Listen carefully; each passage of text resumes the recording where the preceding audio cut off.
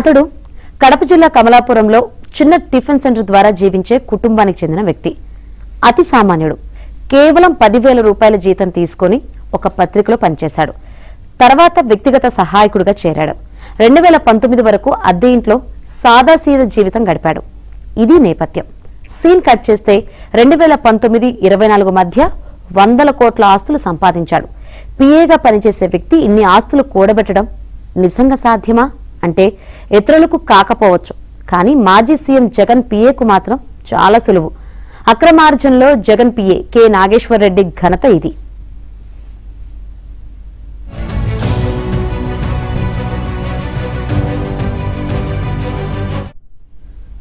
YCP హయాంలో జరిగిన భారీ లిక్కర్ స్కామ్ లో నిందితులైన చెవిరెడ్డి భాస్కర్ రెడ్డికి సంబంధించిన లావాదేవీలో కేఎన్ఆర్ ఆస్తులు వెలుగులోకి వచ్చాయి.